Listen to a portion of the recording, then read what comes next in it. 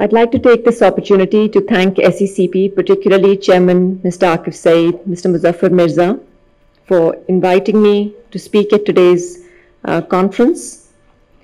Honorable former Chief Justice of Pakistan, Mr. Honorable Tasadduq Jilani, Honorable Judges of the High Courts of Balochistan, Sindh, KP and Punjab, ladies and gentlemen, Assalamu alaikum. I think I consider it particularly valuable that the conference comprises of a mix of serving members of the judiciary, practitioners and regulators today, because I think that it's the synergies that we take away from this conference that will help to shape the jurisprudence that's being developed in the courts and the implementation of the laws, not just making of the laws, but the implementation of the laws in the courts that will work towards constructing an environment that is conducive to business and to protect commercial interests and to build a healthy and conducive business climate to protect and encourage trade and investment in Pakistan.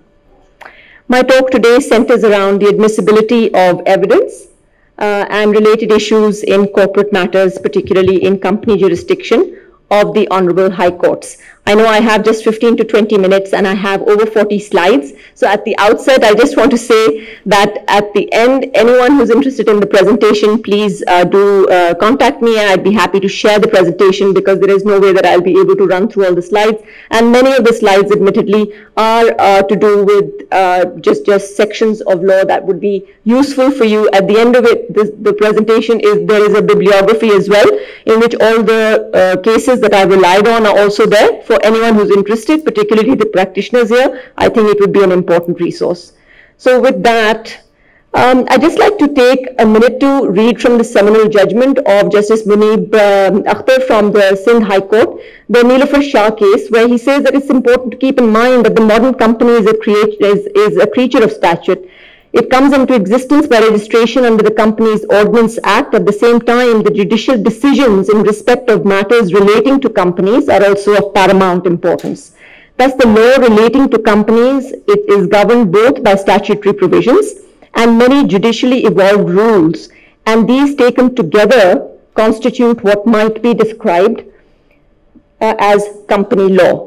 So again, just a repetition of what I'm saying is that it's not just the law, but how the judges are interpreting and applying it to actual facts and circumstances of each case that really helps to evolve the law and implement it.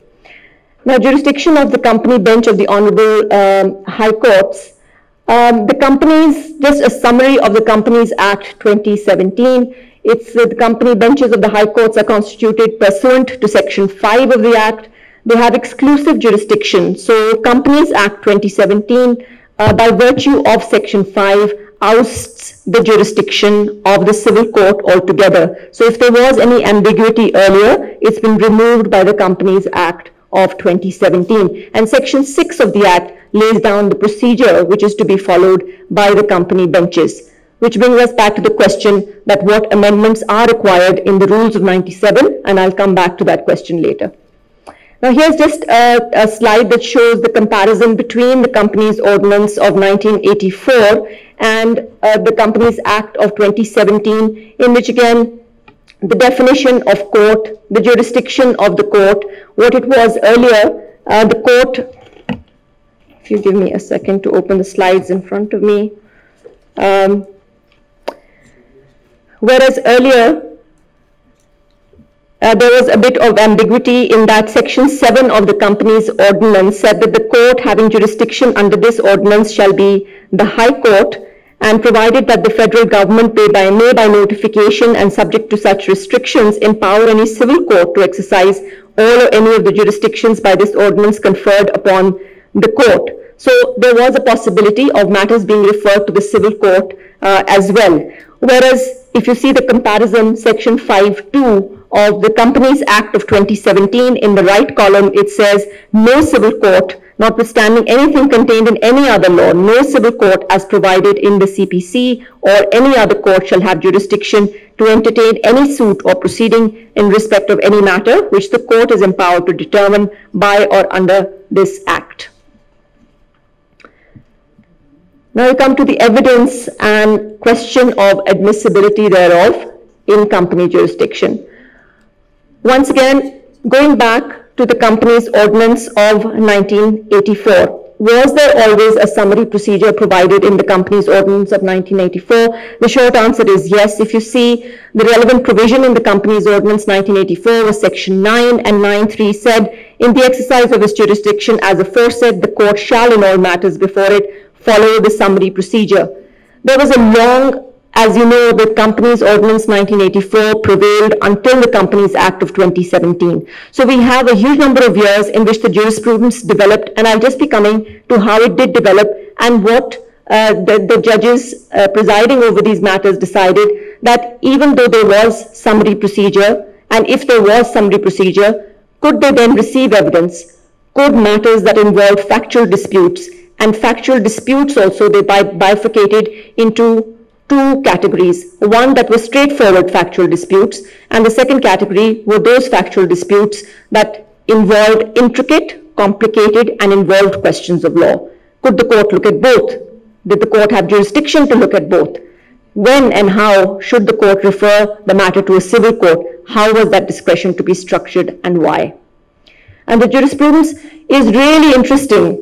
And I'll come back again to my earlier comment that the reason why we're here together today is so interesting. When I was researching, I come across cases in which the counsels are then Mr. Azmat Saeed and Mr. Shams Mirza. The division bench before they are appearing is then judges of the High Court, Honorable Justice Mr. Saqib Nisar and Mr. Jawad Khaja sitting in the division bench.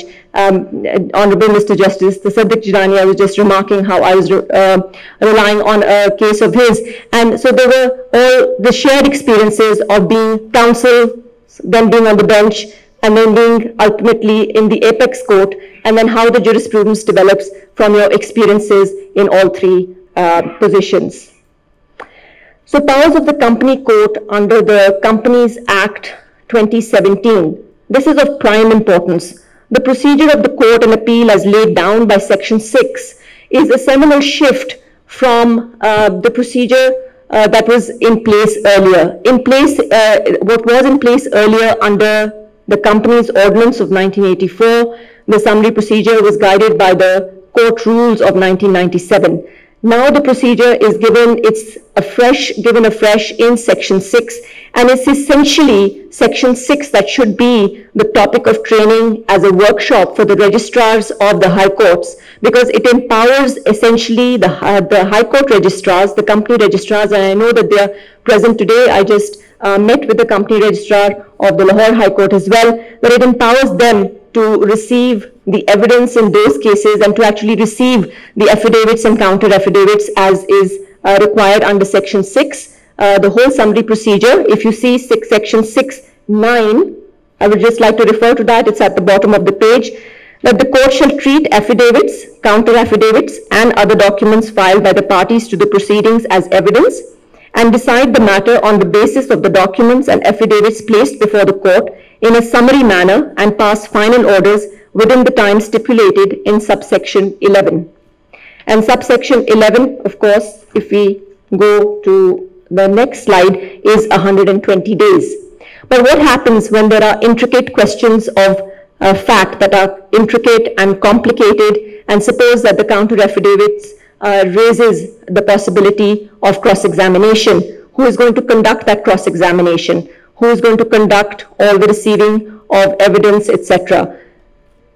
Section 6 is something, as Mr. Iftikharuddin Riaz also pointed out in his talk, that has to be enforced by the Chief Justice of the High Court. And this had to be done within 180 days of the passing of the Act. That was in 2017. And now we're in 2023. There are a lot of judgments being passed on Section 5 and Section 6, but there hasn't been much mention of why this is not being enforced. What happens when there is cross-examination to be conducted? How is it going to be conducted? Why have the registrars not been empowered to do so? What is happening on that front? I think we need to hear more from the High Courts on that score. The Companies Act also has a role for the SECP to play under, of course, Sections 256 and 257 of the Companies Act, in which the discovery of facts regarding the company's affairs and whether the same are being conducted in an illegal or fraudulent manner, rather than merely relying upon the evidence of the parties that may be contradictory. The company bench is also empowered to direct the SECP to appoint an inspector to investigate the affairs of a company, pursuant to Section 257. And 257(1)(a) lays down the entire procedure for the SECP to follow in appointing the inspectors and conducting this investigation. So there is a role for SECP to play. I myself have been involved, it is representing a client in which this order has been made, and I can testify to the efficiency of the SECP in responding to the court's order, in constituting the committee that has now called the parties, and it's all happened within a space of 8 weeks. And now we are ready to take the report back. In another 4 weeks, we should be ready to take the report back to the High Court on this front. I'm going to skip over the next few slides. I've included this for anyone who's interested, who have the presentation at the end, because this is essential to know what evidence is under the QSO, whether it's relevant or irrelevant, oral evidence, the articles referring to documentary evidence, the admissibility of evidence. I'll just stop here because the judge has to decide the admissibility of evidence. This is the article in the evidence laws in Pakistan that actually, even in company jurisdiction, it is incumbent upon the honorable judges to rely on this article to see if the evidence is admissible or not, because there is a discretion on whether the QSO will be applicable or not. So I would encourage that whether the evidence is relevant, whether it is then admissible, because both are different concepts, and the relevant case law on this, the latest case law at least, is PLD 2021 Supreme Court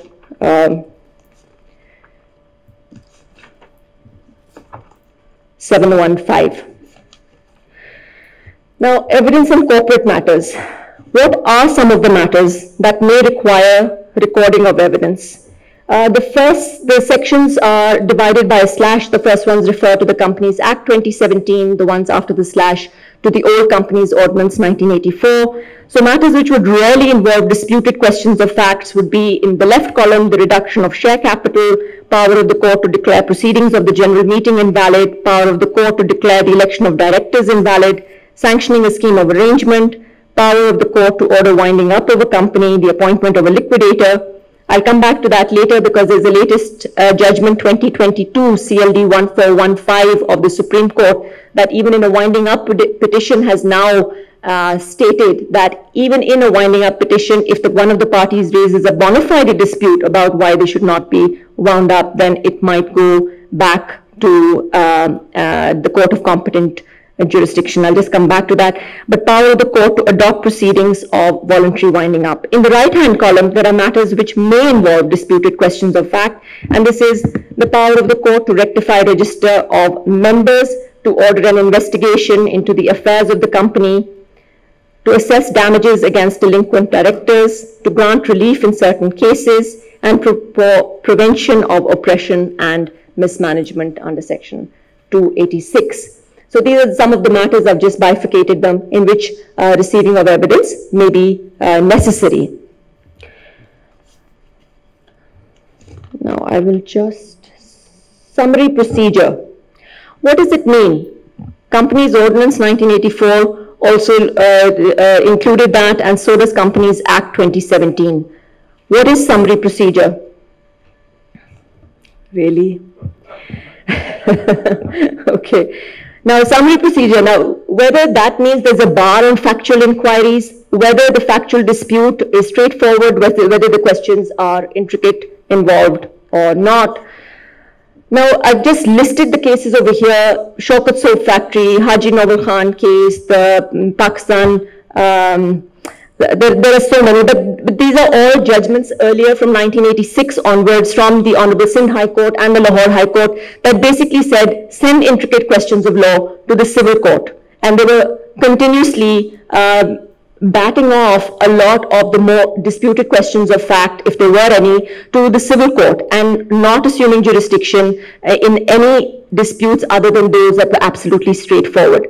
I'd like to stop here and say that this was the first case in 2005 CLD 747, the Rauf Baksh Qadri case from the Honorable Singh High Court, that stopped and said, and I'll just go forward because I know I have very little time, and para 26 is actually the operative portion of the case, in which the court found that even though there were complex questions of fact involved, but nothing barred the courts to take on the power, and it should be liberally exercised without driving the parties to agony by ordering the litigation to be carried out by some other forum. This was a seminal shift in the jurisprudence at the time. Now, regardless of this, it did that other jurisdiction continued to prevail, and then in the Lahore Race Club case, the Honorable Supreme Court in the 2008 judgment then there was said that the court must pause to see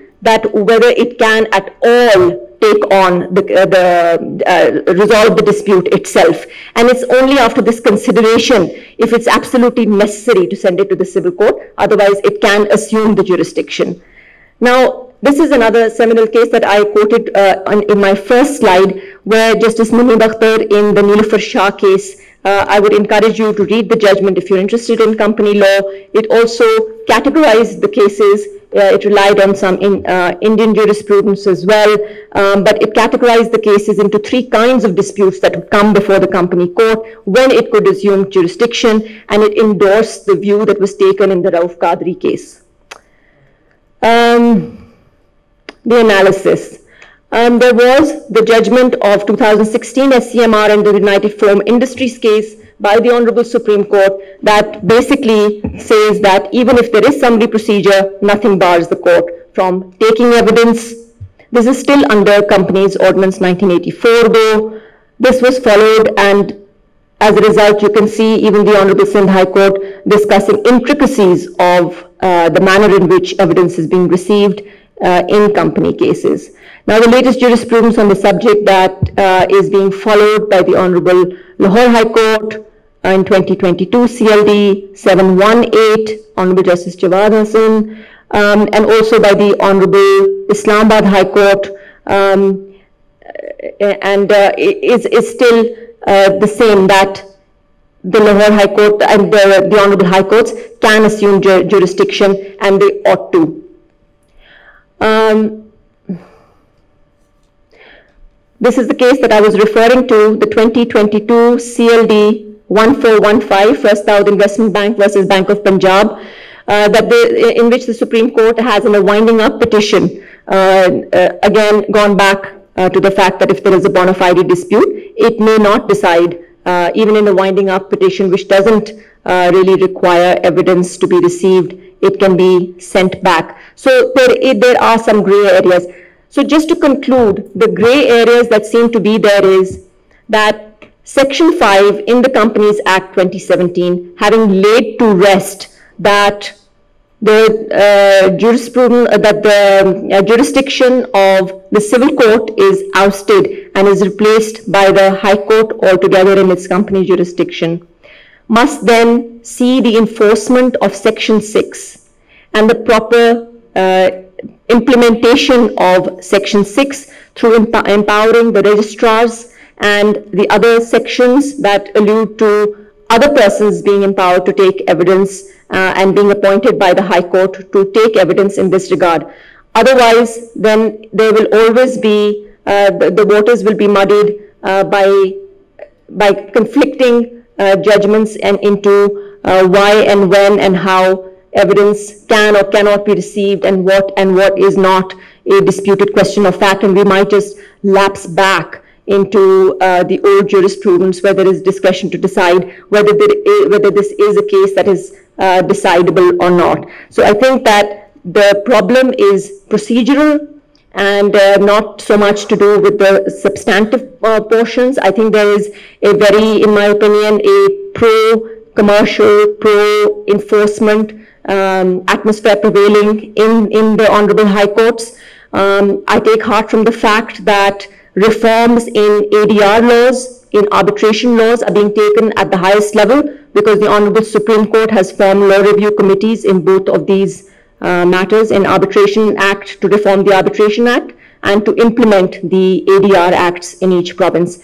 And I would recommend to the SECP and to the Honorable High Courts also that to implement the laws relating to the enforcement of Section 6 in the Companies Act, that these be taken up at the highest forums and there be a conferment of ideas and thoughts and jurisprudential development on this, so that we can see consistency of judgments throughout Pakistan on this topic. Thank you very much.